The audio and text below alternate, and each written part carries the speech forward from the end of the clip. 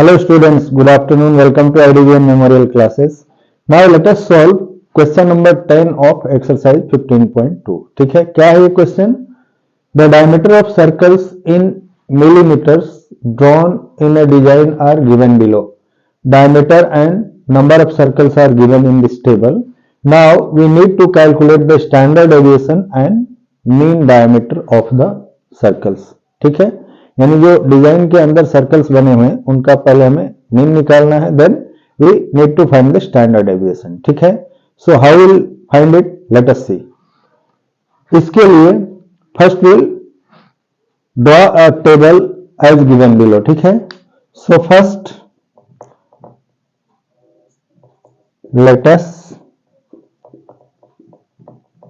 represent the data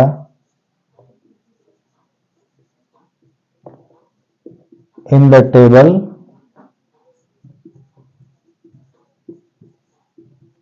given below. यानी जो नीचे दिया हुआ टेबल है इस टेबल में हम इसी डेटा को लिखेंगे. ठीक है, so let us see how we are going to write. Since the given data 33, 36, 37, 40, then 41, 44, 45 and 48 and 49, 52. These are the given data which is not in continuous distribution. ठीक है, continuous नहीं है. So first let us write this as it is given. 33, 36, 37, 40, then 41, 44, 45, 48, then 45, 48, then 48, 49 and 52. ठीक है, this is the data as given in the question. Now ये continuous नहीं है, सो इसे कंटिन्यूअस बनाने के लिए हम क्या करेंगे, जो इसका लोअर लिमिट है उसमें से हम 0.5 माइनस करेंगे और अपर लिमिट में 0.5 ऐड करके इसे कंटिन्यूअस फ्रीक्वेंसी डिस्ट्रीब्यूशन में कन्वर्ट करेंगे. सो नाउ जो next class which is being modified as, पहले में हम लोअर लिमिट में क्या करेंगे, 33 है, सो विल सब्ट्रैक्ट 33 से 0.5 माइनस करेंगे. So this will B 32.5 and upper limit में 0.5 ऐड करेंगे, this is 36.5.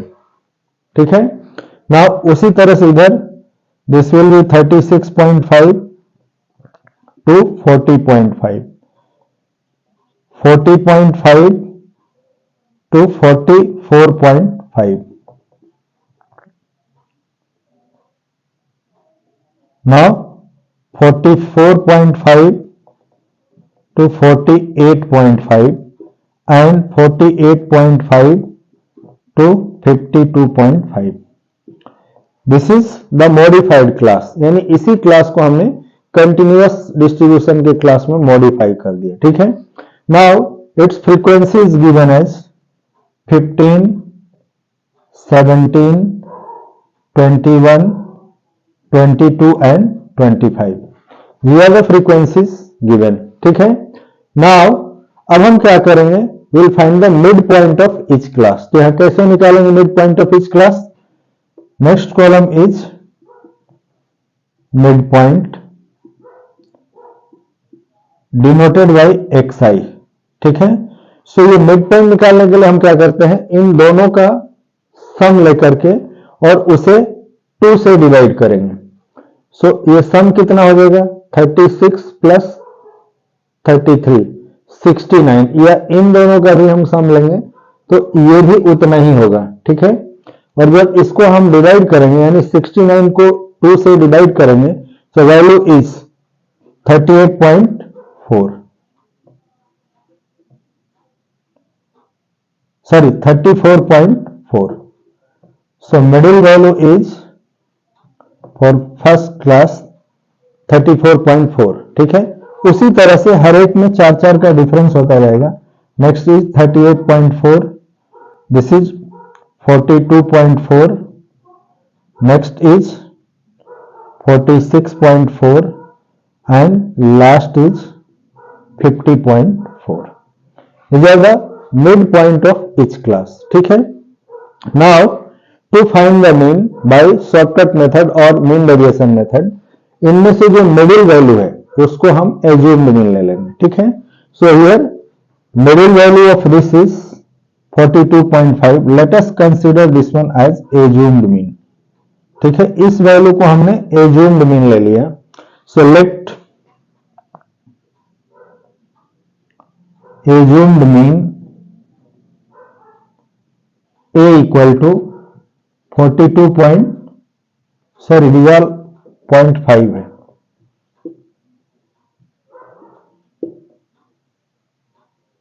$32.5.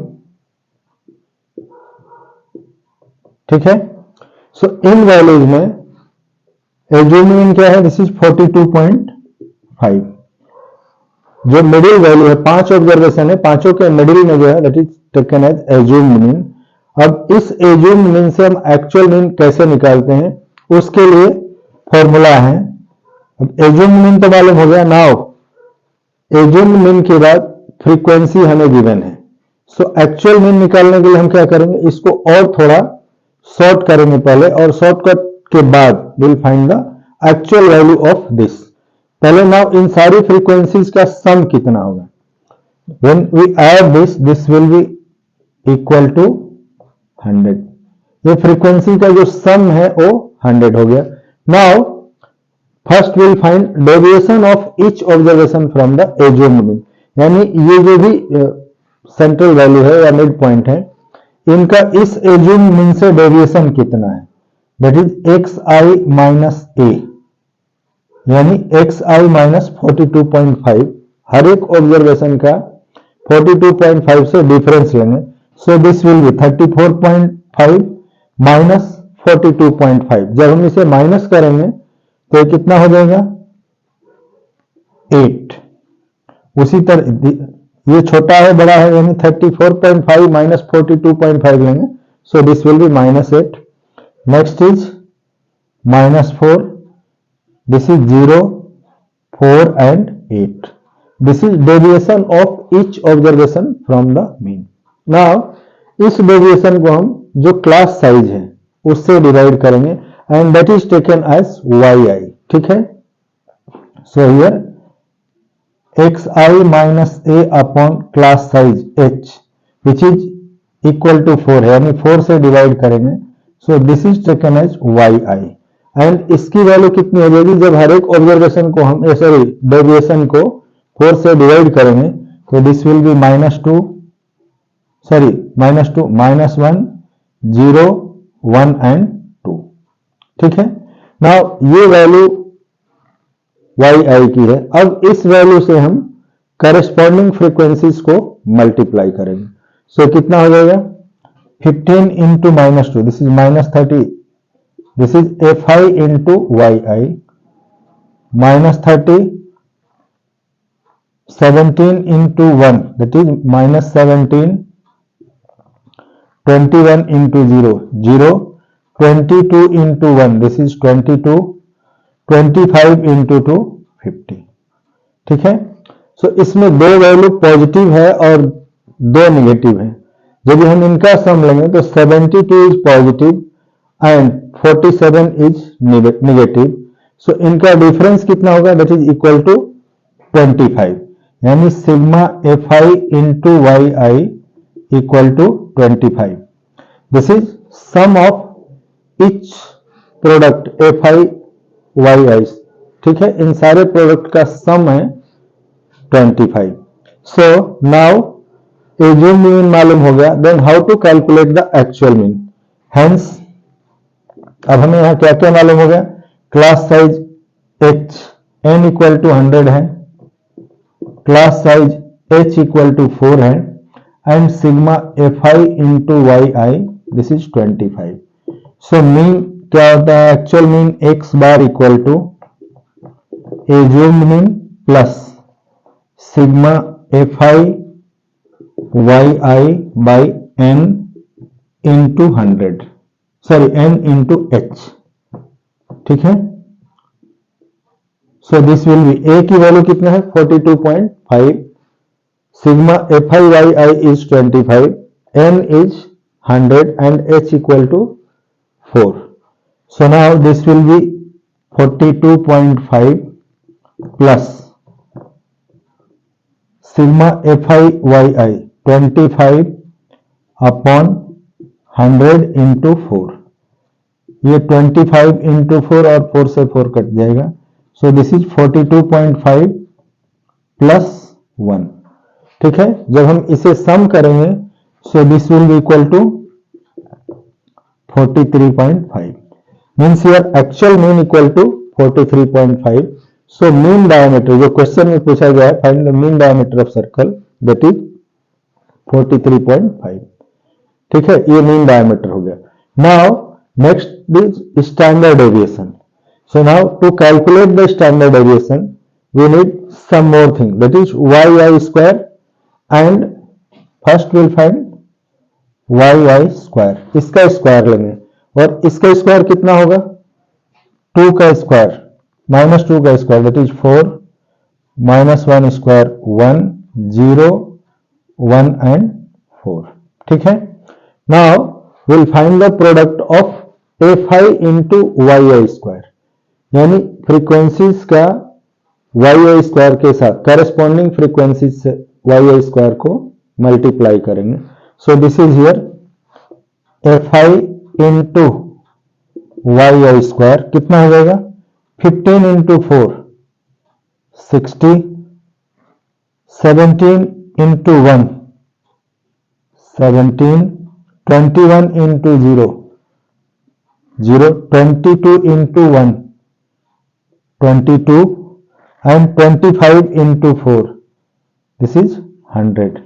So when we'll add this all together, this will be 7 plus 2 9, 6 1 7 and 2 again 9 1 109. So this is sigma fi into yi square. इसकी value कितनी है 199. ठीक है, ये value हमें मिल गई 199. नाउ स्टैंडर्ड डेविएशन का फॉर्मूला क्या होता है, हेंस स्टैंडर्ड डेविएशन से पहले हम निकालेंगे वेरिएंस. सो फर्स्ट वेरिएंस क्या होता है,